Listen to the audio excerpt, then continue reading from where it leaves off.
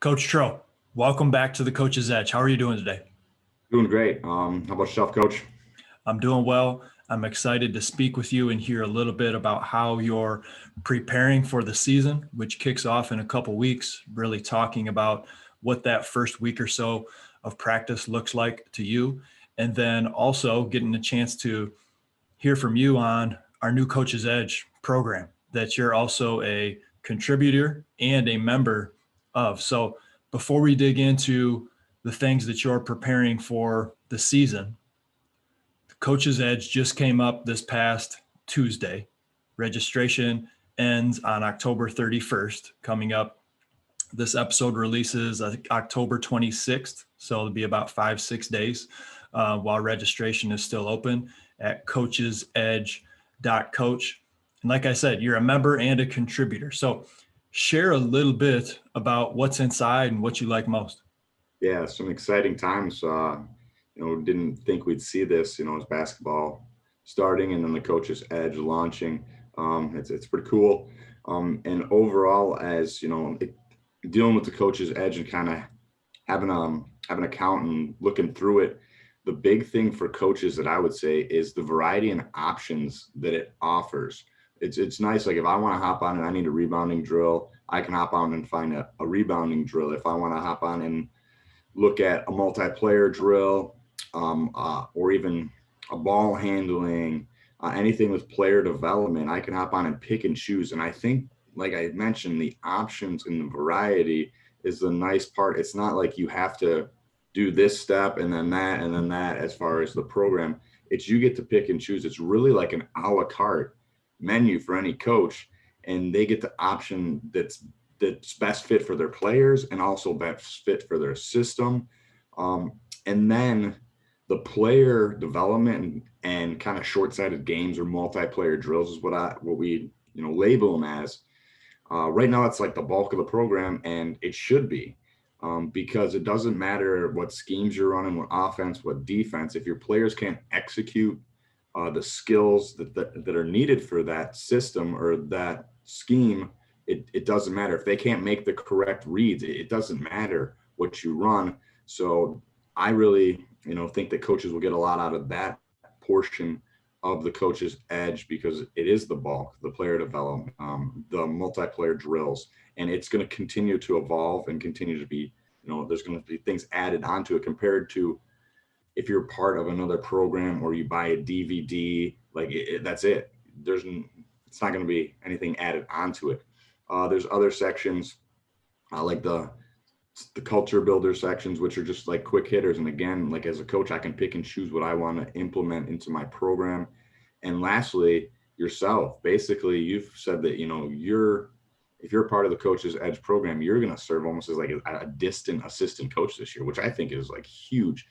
Coaches can text you, maybe send you a little video and pick your brain, and really help out their program. I certainly appreciate all the coaches that have signed up and been like, yeah, Steve, come on, let's get on this journey together, and you're in with us. I certainly appreciate that. And that's been the feedback from the coaches that were in our beta test, the coaches that have signed up, was the variety of videos combined with PDFs that just break down a specific skill, a workout, a play, whatever that might be, are really beneficial for coaches. And then a coach like yourself can print it off, hand it out to their whole team, hand it out to the coaching staff, whether it's a drill for rebounding, whether it's a transition drill, whether it's a small sided game, whether that's something to work on ball screens. It can be really beneficial, and you're saving time as a coach, right? By joining the program, you get access to so many things in one spot. And so it's like, all right, I need some plays, I can log on. I need a ball handling drill, I can go and log on. I'm trying to look for some culture and leadership that I can speak to my team before the season starts. I can go to the Coach's Edge and see what ideas that they have through video and PDF form that they've already put into place. Coach, one of the reasons that I reached out to you was because when I started Kramer basketball and we dug into as a Kramer basketball was starting to grow, and I was working with players from multiple states, I knew I wasn't going to be able to see them consistently. And so that's when I started the online training program. I was working on the online training program. It came out in 2017. I was working on it in 2015. And as that came out in 2017, continuing to add more drills and skills to it in 2018, so many people that joined it were coaches. And so that's when I saw that, okay, there's a need. There's a need here for coaches to access videos, PDFs, things that they can do to help work with their players. And then when I saw that that's a need for them from the player development side, I said, okay, well, let's build out even more areas that coaches can find beneficial, because as important as player development is, it's not the only area, right? You have to run, especially as a high school basketball coach, such as yourself, a varsity coach, you're in charge of a program, right? So you need ideas from the first and second grade youth basketball program that you're running. You need access and tips in how you're relating to parents, how you're being a positive member of the community with yourself and with your team. There's obviously a lot of strategy and X's and O's that go into being a basketball coach. And so when I reached out to you in 2019 about, hey, do you want to be a part of the Coach's Edge? I knew you'd be a perfect fit, right? You're a high school basketball coach. You're in the trenches, right? Your background is education. You're a teacher. You got a background in the physical education, right? Kinesiology. And then the other thing that I really love was, your master's, you have a focus in coaching and leadership. So can you talk a little bit about how that's played a role and what you've been able to contribute to the Coach's Edge? Yeah, one, I appreciate the kind words, and two, it just provides like um, different areas, like you mentioned, where I can contribute. And what's nice with having you is one of my, I would say, weaknesses as a coach that I continue to work on is like player development. And that's where your strength is. So I feel like when you mentioned that, when we were first talking about this, I was like, wow, that's a good fit. Where you have a lot of coaching experience, but you currently aren't coaching a team right now where I am. So I thought that, yeah, I can help out this program and I can help share ideas with coaches, and coaches are going through similar things that I've faced or are gonna face, and I can help them through that.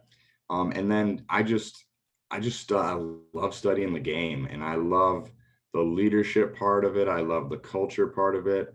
I love, also the schemes. Like I dove into like the Princeton offense a little this summer, and it was just fun. And we might not run any of it, but it's something that I can share with other coaches, and constantly studying the game and looking for ways to improve the Brown City program, but also just improve my knowledge, because later on we might have the personnel that might be able to run a Princeton type offense or do something that I've learned in the past. And instead of learning it right then, I have some background information on, I know about it, and I can share it with coaches, and then also ultimately like use it myself.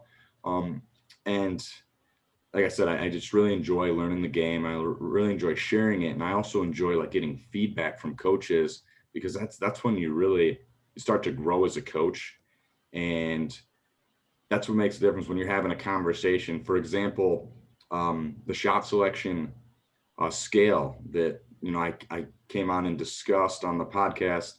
I had a coach from Toledo send me a text, and he asked me some great questions about, hey, are your players hesitant when you first implement it? And then he asked me like a situation, in this situation, what would you do with this player? And I gave him the best answers I possibly could. And then a couple weeks later, he goes, hey, I really like the system. We're going to implement it. It's great stuff. And then he said, one of my junior high coaches asked, if you haven't heard the point scale system, I guess listen to it. Hopefully you understand this. But yes, if a player can miss a 7, why do we still call it a 7? His assistant asked him that, and he responded with, well, a player can miss a 7, but they should never miss a 10. So that's why we call it a 9. And that was probably bad, actually, explanation. But anyway, the big concept is that I learned from him, and it's just a way to share the game. It's a way for me to also improve as a coach too. So a long-winded answer for, I guess, that one.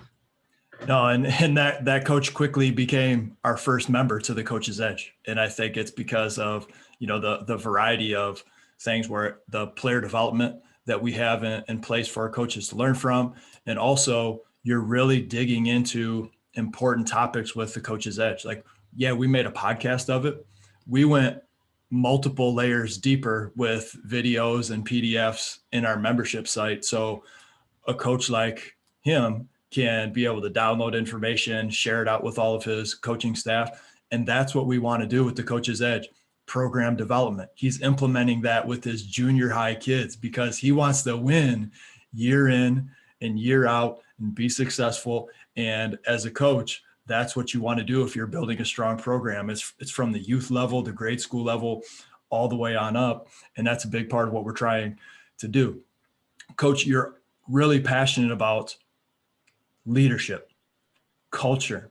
This is another reason why I think we make a really great team, is because so much of my personality is like, let's just go. Like it's lead by actions and just kind of follow my lead. And if I need to use some words, okay, then I'll do it. And you take a much more holistic approach than I do. So talk about that and how that's also been able to contribute to what we provide for coaches on the website.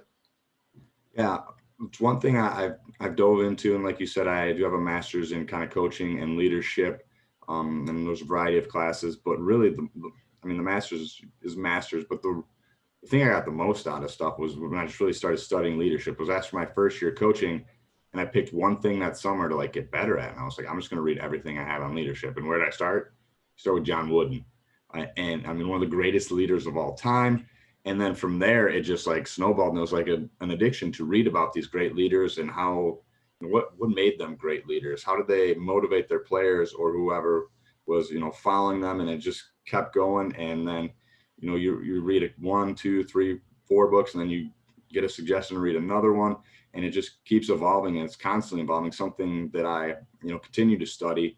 And culture, there's books out there. The Culture Code's a great one, by Josh Medcalf, is great about, self-develop or self-improvement, and also has a lot to do with like leadership and culture. There's a couple of good ones. I mean, I could go on and on a list of books, but really that summer, like I said, I dove into leadership and culture, and I realized it was just like interesting to me, and I enjoyed it.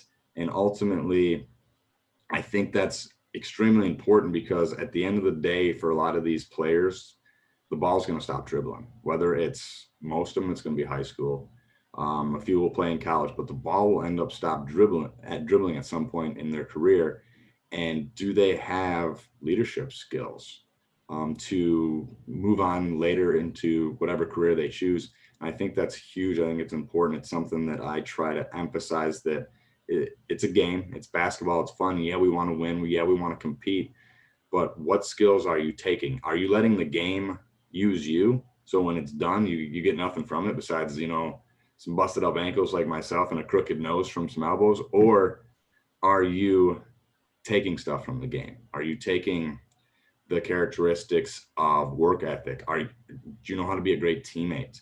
Are you a great communicator? Even small things like that, how you communicate. Do you make eye contact with people? Do you use their names? It's just simple, small stuff that they're going to use later on in life. That's much bigger than the game of basketball. No, I couldn't agree more. You can use basketball, or basketball is going to use you. And, you're right on the money with that. And it's just a cool compliment, again, that I think we really help each other out in that area, and we're able to pick each other's brains on certain things. And then as we continue to learn and develop, we put new information up on the website that other coaches can access as well. Coach, there's a bunch of things that we're going to dive into in this podcast regarding the very beginning of practice, but I do want to say one more thing about the Coach's Edge. The cool thing about it is we're only opening it up a handful of times throughout the year. And when I say a handful, I'm envisioning there's only 3 times throughout the course of an entire year where coaches can even join. And so I think what that does is, if you're a coach and you want to dig in with a small group of coaches that want to learn from each other, want to help each other out, and get access to things that I've been working on for years and years, from PDFs and videos and things that we continue to learn as coaches, you can get that in a very kind of exclusive access kind of way. And that allows us to truly be able to help one another out on a personal level, instead of you being just a number and a coach who happens to have an account that they pay for with whatever coaching platform it might be. That's not the case. Like, I've been in communication with every single coach so far that has been a part of our membership personally. And that's something that I want to continue to provide as long as I possibly can. Um, we won't open it up until probably March. And then there might be one time during the summer where we open it up again. And then, it'll probably be October again. So any coach that's interested, you can reach out to me. It's contact@kramerbasketball.com. The website is coachesedge.coach, where you can check out the information that we have. So, And Coach, I feel, just to add on that, I feel like I was the first ever non-official member of the Coach's Edge, because for the last 3-5 years, I've been picking your brain. I've been asking you, I've been saying, hey, you got a drill for this, that, and basically now there's a program for it. I was doing it before it was out there and so easily accessible. So I think it's great for coaches, and they're really going to benefit from it. well, you and a handful of other coaches are, in a sense, the reason that I started this website and membership platform, was because, again, you don't, anytime you build something, you don't just get an idea and say, hey, I'm going to build something and hopefully people join, right? There should be a need. And that's what I learned with, as I was traveling and working with all these coaches, but I couldn't be with them consistently. The online training program, from a player development standpoint, there was a need for more. And then there's coaches like yourself who are reaching out to me throughout the course of the year. And I love it. Don't get me wrong. Like, I love that. And so it was like, there's a need for more than just skills and drills and teaching points. Let's put as much as we can into one bucket, one area where a coach like yourself can go in there and learn from, okay, I need some plays. I need a culture activity that I can do with my program at the beginning of the season. I need a skill development program for my first and second, third and fourth graders. What does that look like? And we can just put it all together to serve a coach like yourself. And then if you have questions, yeah, you're still going to shoot me a text, an email, or a phone call, and I'm happy to, pick each other's brain and answer any questions or give you as many ideas as I can. Now I'm ready to pick your brain. Go ahead. Practice starts in a few weeks. What does the first week of practice look like for you? At a smaller school, it's going to maybe look a little different from a bigger school, but overall, it's probably going to be same for, and I'll just share what we're going to do is it's going to be laying down the foundation of our offense, defense, transitions, skills, and culture. And two big kind of culture pieces we'll talk about, especially the first week, will be how we communicate and developing a player-led team, because I think that's important. Tom Izzo says a player-led team is usually, it's more successful than a coach-led team. So that'll be a big emphasis the first week, accountability. Another big emphasis is going to be competing. We're going to put them in drills. We're going to put them in situations where they have to compete. Each day, actually, a player will be matched up with a teammate the entire practice. So if there's any one-on-one drills, let's say I'm on the white team, Coach Kramer, you're on the green team. So, or we're matched up as partners, actually. Sorry, we're matched up as partners. One of us would go white, one of us would go green. It doesn't matter which color jersey we have. We just have to be opposite because we're partners. And then we'll compete against each other in one-on-one drills. And then if we go 2-on-2, you would have to find somebody from the same, that's wearing the same color jersey as you. So you're based on usually skill level, and you're going to be going against somebody that's going to challenge you. You're going to be going against somebody that'll make those teams fair. And then we would, build up. And speaking of that, kind of build up from 1-on-1, and then 2-on-2, and then 3-on-3. As we're teaching like principles of our defense, we start with 1-on-1, start 2-on-2, and build up to some 4-on-4 and some 5-on-5. And there might be times throughout the week where we go 4-on-0 or 5-on-0 just for the teaching purposes. But really, I want to layer concepts on top of each other the first week, and I want the players to know, like, why are we doing this? What is the purpose of this drill? How are we going to use it in the season? So those are some things that we want to work on the first week, and then we want up tempo. We want fast paced. Guys are coming in from different sports or coming in from not playing a sport. So we got to do our best to get them in shape. And the best way to get in basketball shape is to play basketball. And also want to see where they're at as far as, skill wise and competitiveness, and kind of find our identity as a team. So those are some things we'll definitely hit on in the first week. But again, it's a progressional buildup of usually some 1-on-1, some 2-on-2 small-sided games, and then we build up to some more 4-on-4 where we add concepts on top of each other. I love the fact that you're competing. I think that in basketball, for many of today's players, there's opportunities to play. Okay, whether that's travel basketball, open gyms, whatever that might be, depending on the size of school, your location, that might look different. But kids can play. Your kids can train. But if we don't have the competing aspect in there, that's really going to hurt us when games are on the line, the league championships on the line throughout the course of the season, and you're implementing that with all of the things that you do throughout practice, not just, okay, there's 15, 20 minutes left in practice. Now we're going to play. Now this is compete time, right? You're sprinkling that in throughout. Specific, what does the first week of practice really look like?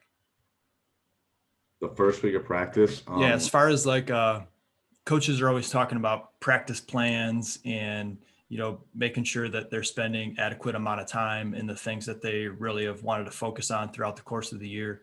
What does that look like for you? No fluff. I don't want to just run a drill because I saw it on Twitter this summer and I want to put it in. I really ask myself, how does this impact our offense? How does it fit into our defense? Where does it fit into our skill development? That's one big thing. And I'll admit there's probably a little unintentional fluff at the beginning of the season because we might change how we do things on offense. We might tweak it. But you don't know until you get into competition and games. Big thing is routines. I think it's very important for players to know and what to expect when they get out there and practice, especially to start practice. If they get out before the time starts, they kind of have some of their own time to work on some skills that they want to work on. But once the clock hits zero and we start practice, we usually get into our form shooting series, which, I took pretty much those 5 phases of form shooting from you. And then I've added some like add-ons, some stuff off the dribble. So every day there's an add-on, or whether it's, coming off a curl, coming off a pin down, a flare screen that'll be added onto that form shooting. And then ball handling, and some days it might be one ball, some days it might be 2, some days it's a combo of working on like our first step, working on attacking. I think players need to dribble the basketball, especially in our program. That's one area we want to focus on, is improve our attacking and ball handling, and then finishing. So have a variety of different drills to finish. And just like you mentioned, and you might want to go through your progression real quick, but you go 1-on-0, then you go 1-on dummy, then you go guided, and then it's live. And that's kind of what we do. Now, it might not be right there, then and there, where you go back to back to back to back. Might have some other things in between. Another thing that we work on consistently is like defensive actions. So there's multiple actions that you're going to see the most. Ball screen, screen the screener, flare screens, a back screen into a ball screen, dribble handoffs, things like that. And we have kind of how we're going to defend those actions. We tweak them a little from year to year, but the first week we're going to put those in. So that way, when we run a team that runs a lot of ball screens, we're prepared. We don't have to go, oh, this is how we're going to defend them. Oh, we're going to do this, that. No, it's since day one, we're laying down the foundations. And then day 2, we might go over flare screens. And then the day before we play a team that runs a lot of flare screens, the guys already know, they know the keys. And so that's something we work on every day, is common actions. Another thing, shooting. We shoot a lot. I was thinking about this entering the podcast, and I kind of tried to give a number to coaches out there, but between our shooting warm up, which is usually 8 to 10 minutes, we run a 5 ball drill. It's kind of like most coaches have seen it, like a 3-man weave, and then the guys get shots, and then it goes the other way. So it's back and forth. That drill, and then I usually want one more mass shooting, what I call a mass shooting drill, in practice, and that's more of like a blocked type of drill, and then one more randomized shooting drill in practice. But between all those, I'm guessing, this is my best guess, and it's pretty, I wrote some numbers down, but probably 80 to 100 shots per practice per player. And one thing I need to do a better job, and emphasis this year, is getting more finishing in. We were taking 80 to 100, 15-footers, 3-pointers, pull-ups. Now I need to get 60, if not 100 finishes at the hoop.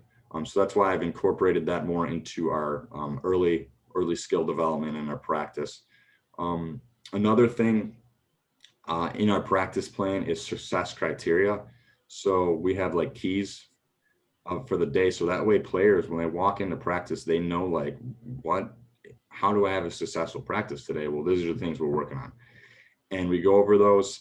And I think it was Jay Billis in the book Toughness. He said that if he could go back, one thing he'd change was when he would prepare for practice better. Instead of just go through practice, do what the coach has said, go through the motions, he would have something that he would specifically work on.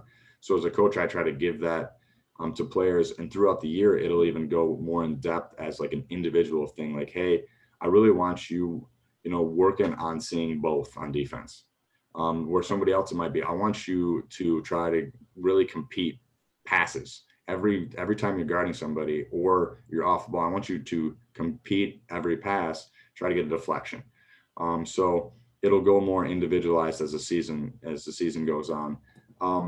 Two other things in our practices that I'll mention is advantage drills. So whether the offense or defense has an advantage to start the possession, I think it's huge, because if a team can take a small advantage and turn it into a big advantage, they're going to be successful. And if a team can be at a disadvantage and get a stop and find a way to kind of neutralize that, they're going to be a good defensive team. So I think it's important for coaches to put their teams at advantages on offense and disadvantage. And obviously you're working on both at the same time. And then lastly, on every practice plan I have on the bottom, it says relationships. And I want to reach out to 3 or 4 players on something specific to build relationships with those players. It could be that I know that they're, a big Michigan fan, and I talk about, the Michigan game the previous night. It could be on a Monday, and I know they went to visit some family over the weekend, ask them about that. It doesn't always have to be something basketball related. It could be something else. And usually I try to get to those players during our form shooting routine or something early in practice. This was some golden stuff. You really laid out many different things that I think other coaches could really, really benefit from. Like, there's some nugget in here that you apply, and we're just talking early season, preseason practices. I was taking a bunch of notes. A couple things that stuck out to me. You talked about in the very beginning specific defensive schemes. Are those things that you're implementing the first week of practice already? Yes. For the most part, I'll probably want to do 1 or 2 the first week of practice. And it might be as simple as, if you're 1 pass away, some more positioning stuff. As far as actions, we'll probably get into maybe just ball screens the first week of practice. We might get into defending a down screen, you hip and trail, or you're going to shoot the gap, depending on who you're going to guard. But I would say 2 at the most in the first week. It depends also. Some first weeks are different than others, especially at a smaller school. One year we basically practiced with almost we did practice with like 9th through 12th graders, and we broke them like into stations. It was due to like our volleyball team. They usually make a really good run in the state tournament. So we were all practicing together for a couple of days so the boys could go to the game. So it does look a little different, but for the most part, yeah, I want to get one or two common actions in and then a lot of positioning. No, that's great stuff. You talked about relationships. You're using certain practice times also to go and speak with certain athletes, correct? Correct. The big two times I use is in the beginning when they're doing form shooting, or they're going through kind of their warm up, I would call. That's one spot where I try to touch base with players. And the second would be we shoot 2 free throws and we rotate around 5 hoops. So they end up shooting 10 free throws. And as they're rotating, I try to go around and talk to players because it's a little more downtime. They're shooting free throws or walking from hoop to hoop. I can grab a player and talk to him when he's going from one hoop to the other. So those are 2 times that I try to look and touch base with players. That's great. As the saying goes, players don't care how much you know unless they know how much you care. And you're doing that throughout the course of the practice. That's fantastic. You talked about advantage, disadvantage, which I think is so key, whether that's, there's a million different situations that we could break down. Could you share with our coaches one situation that you would practice with your team? Let's say, let's go defensively. Let's say your team is a team that doesn't want to give up the middle. Well, it's going to happen. I hate to break it to you, some point it's going to happen. So I would simulate that start of a player on the wing has a step on their defender and they go middle, and then you play out of it. And you go over you're going to stunt here. Probably the bottom guy is going to have two. So he's the guy that has two. He's going to take the first pass out, things that, whatever your principles are. But once that initial, stun happens, the ball's passed out, you recover. That's what you're trying to work on. Can you get back to that level playing field where you're not a step behind the offense? And can you set your defense back, basically? And it also works for the offense too. Or on the flip side, if you're a team that doesn't want to give up middle and you're making them, or you don't want to give up baseline, and you set up a drill that, well, gives up the baseline, how you're going to recover out of that. So that's what I meant by advantage, disadvantage drills. And then can the defense neutralize it, but also can the offense take advantage of that situation and get a good look off of it? Yeah, even though your focus, what you're emphasizing may be defense, half your team still getting reps up working on the offensive side of the ball. And there's a lot of ways that you could set that up for that specific drill. Like if you were going 3-on-3, you could put weak side corner, weak side wing, right? If I'm on the right wing with the basketball, I could put the basketball behind on the defender's back and then rip it and drive. I could go hip to hip. So I'm dribbling the basketball outside the 3-point line on the right wing, and the defensive player is not in front of me, but they're on my right hip. So they're closer to the baseline. And then I take off with the dribble, and then they're trying to recover. You have, like you talked about, the gap defense, whatever your philosophy is to help the switch, to stunt, fake, whatever that might be. It could start with a pass, right? Maybe the coach has the basketball up top, but you're putting the defender to the side or to the back. And then as soon as the ball is in the air, okay, now it's recovery mode into the attack. Bunch of great ways that you can work on advantage, disadvantage. I love that.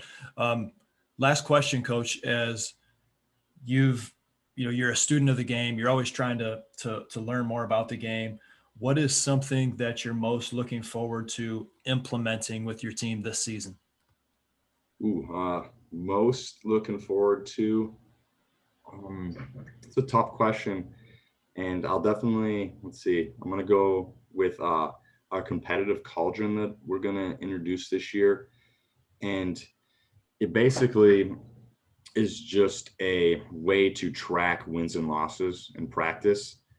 And the word competition basically comes from the word strive together. And that's how I'm going to approach it. That's how I'm going to present it, that we're competing, but ultimately we're competing to get better. I'm competing against my teammate because I know if I give my best that day, he has to respond with his best. Otherwise, I'm going to beat him that day. And, if you have a competitive bone, which we talked about how important competing is in practice, you're not going to want to lose. And also, I think it's fun, for the kids to compete in practice. compared to just, hey, we're going to run this drill. You're going to dribble this. You're going to do that. We're going to compete. All right. And we're going to have fun. We're going to get after it, because ultimately, come game time, that's what you do. But the competitive cauldron, first heard about it, Anson Dorrance from North Carolina soccer team, who has 22 national championships in soccer. So he's a decent coach, you know.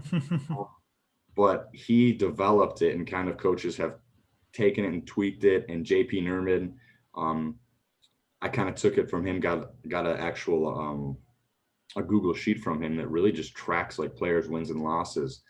And it's going to be, I'm interested to see, you know, who's kind of on the top of that. It actually ends up ranking the players based on, you know, their wins and their losses. And you can really have a lot of freedom in it as far as what type of drills you want in your competitive cauldron: 1-on-1 drills, 2-on-2 drills, shooting drills. And as a coach, to track it, I'm not going to make every single drill a cauldron drill, because I feel like I'd be tracking everything and it would be crazy, and it would almost lose its kind of shine. So I'll say certain drills are competitive cauldron drills, and this one we're going to keep track of, and also have a sign in the gym. Getting that made right now. It's about a 4 foot by 3 foot sign that'll have players' names on it. And if they win, let's say you're in a drill, Coach Kramer, with 3 other guys for 1-on-1 closeouts, and if you win that drill, you go over there, you give yourself a win in the win column, and the 3 guys that you beat, you give them losses. And then at the end of practice, you know, I'll take that sign, I'll add it into the Google sheet, and it'll end up computing, you know, win percentages and things like that. So I'm definitely looking forward to that. But like I said, I don't want players just so focused on competing and winning that they lose track of the fact that why you're doing it. You're doing it to get better. And like I said, you're doing it to have fun. It's fun to compete. And I want players to have that competitive drive, and I want players to have fun in practice. And I'm thinking of myself, if when I was playing, if that board wasn't up on the wall, I was keeping track in my head anyway. Like I knew if I won something, if I lost something, if practice would have finished and you would have said, Steve, how did you do in this shooting drill compared to somebody else? I would have told you if I beat him or not. And if it was a one-on-one, if it was like, you know, and so because it's fun, right? It's fun, but you're taking it a step deeper and you're able to actually see what some of those players are doing that lead to wins. My question on that is, when you track those wins, it's not, correct me if I'm wrong, it's not just individual based, right? They could be on a team and the team could win and they would all get a win as well. Yeah, I'm glad you brought that up. In the actual Google Sheets that I have, you can weight like the different drills. So right now I have 1-on-1 and 2-on drills. They're weighted as 10% each. And then I have like 3-on-3 and 4-on drills. And again, I've just been tweaking it, messing around with it before the season. Those are at, I believe, 20%. And then the more you get up, like a 5-on-5 drill, I think is worth 30%. So you could win a bunch of 1-on-1 drills, but then your team goes out there, you know, in a 4-on-4 drill. So you can weight it. Now, will I keep it that way? I don't know. That's something me and the JV coach and assistant coaches are discussing right now, what's best practice. But yes, you're absolutely right. It's not just for 1-on-1 drills. It's for 2-on-2, 3-on-3. A coach could add conditioning. If they want to keep track of who's winning, losing conditioning, they could have a category for that and they can compute that out. So it's something I'm interested in, and something I'm going to definitely be able to share with the coaches edge as the season goes on, as I learn from it too. Yeah. You know, what I like, what I would change. So it's going to be fun. Yeah, I love the fact that you're tracking the individual and the team side of things, because in the end, if we're competing and improving individually, that should factor into team play. However, there are so many little tiny things that certain players do that lead to winning in a game that they may not show up when they're doing an individual one-on-one drill. Or maybe shooting just isn't their best strength, but that's something that you track. But they understand spacing, they understand timing of passing, they understand, you know, when to help, when not to help, and all those things show up when you're doing some of these other games. So I love that. I'm looking, you've shown me a little bit of that, and I can't wait for our Coach's Edge members to be able to see and pick each other's brains on what can best help their program as well. Coach, anything else that we want to add before we finish out the podcast? No, just best of luck to all the coaches that are out there listening to this. I know you've probably waited a long time to get back in the gym and, have your team back as a whole.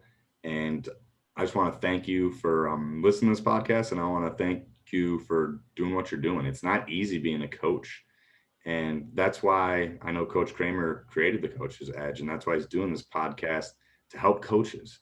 And just, I want to thank you, and because you are changing the lives of kids and you're making it a better place. And in a world that right now has a lot of, I guess, negativity, it's a tough time right now. Make basketball, that bright spot for that kid and that highlight for that kid, and just have fun with them. And best of luck this season, coaches. Couldn't say it any better. Coach Troshak, thank you for being on the podcast, sharing your knowledge, your passion for the game with all the other coaches that are listening. And for our coaches out there, if you're interested in learning more about the Coach's Edge, you can contact us on Twitter. It's at Coach's Edge 1. You can hit me up personally. My email, contact@kramerbasketball.com, and the website, coachesedge.coach. It'll be down in the show notes. Registration is open only for a handful of days. We're accepting a small group of coaches that we can help assist throughout this next basketball season. Thanks again for listening, and get after it today.